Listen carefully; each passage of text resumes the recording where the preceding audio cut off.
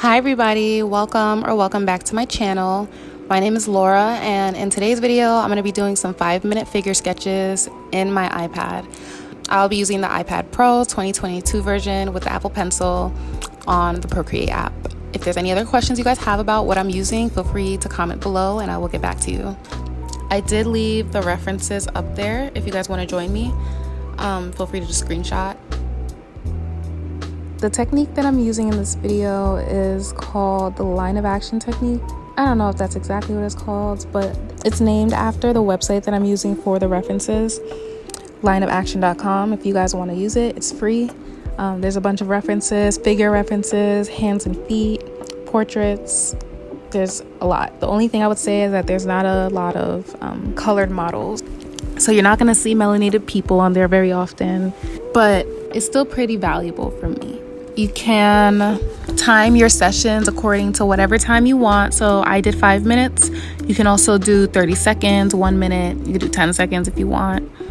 In my next video, I think I'm going to definitely do a shorter time because I had too much time to think and erase in this video, and I think I need to let go over perfectionism and just draw. So next time I'm probably going to do like a 30-second session. But yeah, I'm using the line of action technique where basically you draw the head and then you use a line to represent the spine, but the line should be dynamic. So you're going to either use like an S curve or a C curve, and the more dynamic you make the line, the more dynamic your figure is going to be, and it just prevents you from creating really static or boring figures. It's helpful for me.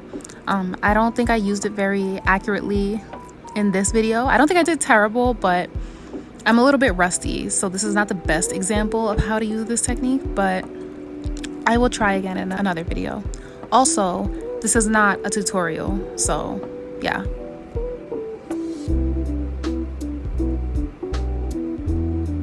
I noticed a lot of things that I would change actually when I was watching back this video while editing, but I'm trying to like be easy on myself because it has been a while since I've really practiced figures.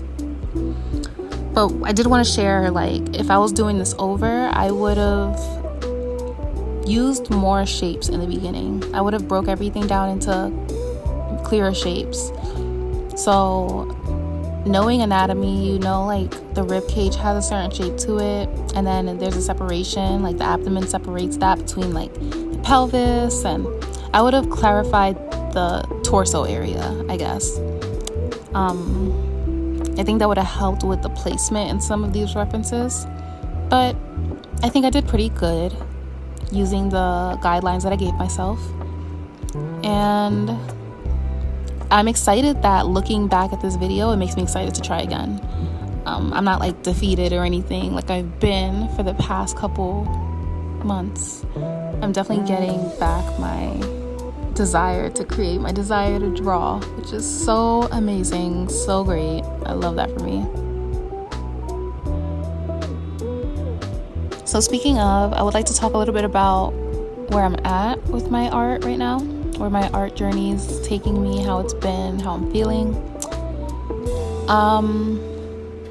So I've been very disconnected from my artwork. I've been struggling the last couple years, I can't lie. I was still creating, which is something I have to give myself props for. I have to remember, like, you still did a lot of artwork. It's just I wasn't sharing myself with the world. I was very introverted and protective of myself, and life was just lifing. It just kept lifing, and I was trying to ground myself, but nothing seemed to work. And so I realized that I just needed to surrender. Basically, it's just surrender the control that I was trying to have over the way things were looking for me, what I thought things had to be. I'm 28 now, so I'm definitely at that age where I'm no longer a child. I haven't been a child for a while, but adulthood is really settling in, and the 20s are almost over. I've been through a bunch of relationship stuff that has definitely changed me, and I just needed to like catch my breath for a little bit. And while I really was depressed because I couldn't like tap into my creativity for a while, I was forcing myself to draw. I was continuing to draw because I knew it was still important to try. And I'm glad I did, because even though I might not do anything with those drawings, or maybe I will, who knows, I still sent a message to myself that it matters. When I felt like nothing mattered, when I felt like what's the point, there was still a part of me that believed that it did matter, and it didn't have to have this deep philosophical meaning behind it. I can just create because it's something that calms me. Like, that's enough of a reason to do it. So right now I am not feeling as stuck, which is nice. I'm not feeling so much artist block. I have some ideas flowing. So right now the struggle for me is really just getting consistent again. Just doing it every single day, setting aside time and devoting time to practice and to enjoy it. Like, do it for fun. And I think that because I went through that point in my life where I didn't want to share myself with the world, I'm really craving community now. Like, I'm really craving people that kind of see the world similar to me. And I know that the only way that I'm going to find that is if I put myself out there. So I'm killing two birds with one stone by making these videos. I'm not only documenting my journey and, you know, using this as a form of like accountability and consistency, but also I'm reaching out to you guys. Like, if this is your vibe, stick around, follow me, subscribe, like, comment. Like, I want to talk. Also making it my business to go to live drawing classes, like figure drawing classes. So I'm not just going to be doing this in my apartment by myself. I'm going to be leaving the house because my isolation era is over. I already found a spot in Brooklyn that does a couple of figure drawing classes throughout the week, which is perfect. So yeah, I'm excited to meet new people, art friends, artist friends, creatives. If that is you, feel free to comment. If you have an art page, I would love to follow you.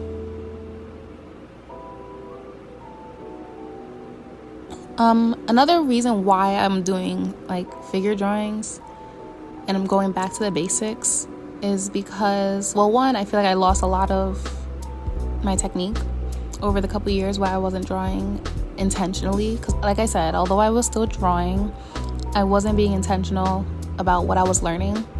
So I feel like I lost what I learned like way back in the day when I first started drawing, and I was taking like the basics seriously because I had to. So I'm going back to the basics, but also when I whip out my paints, when I whip out my markers and my, I don't know, oil pastels, I want to be able to create like conceptual artwork, and I don't want to be limited to just doing portraits. If you follow me on Instagram, you see that I do a lot of portrait drawings. That's what I like to do. That's my like safe space. That's where I feel comfortable.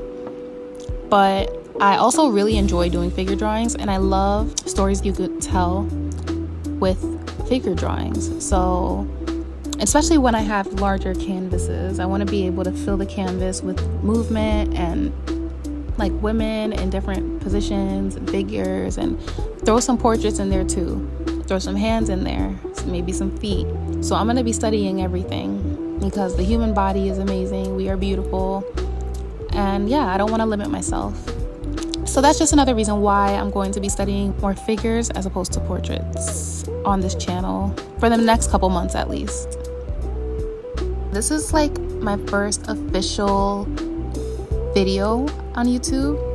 Even though I have a couple other videos, I would say this is the first one where I'm actually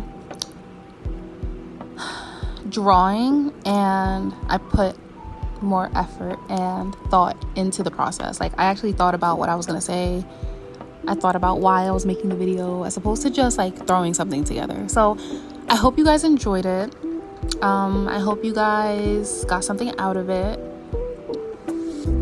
I intend to continue offering more value in not only in the quality of the work, like forgive me for how dark the video is. I don't know what happened. My camera just does things when I'm actually like trying to get things together, and it's like sabotaging me. But you know, the show still went on, so that's nothing. So I'm also going to be using this channel as like a personal diary of sorts. So I'm gonna be working on getting a little bit more vulnerable, talking a little bit more about the things that I've struggled with and how I am healing and just becoming the woman of my dreams. I do struggle a little bit with vulnerability. I could say that. I admit that. I'm going to try to find the balance between like sharing what could be useful to like people I don't know and oversharing things that I want to keep private, because I want to be an open book, but at the same time, the world is crazy. So I'm going to figure it out.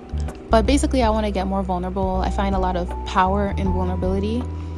And I need to practice what I preach. I need to practice what I believe. And it's easier to say that I value vulnerability when I'm watching other people do it.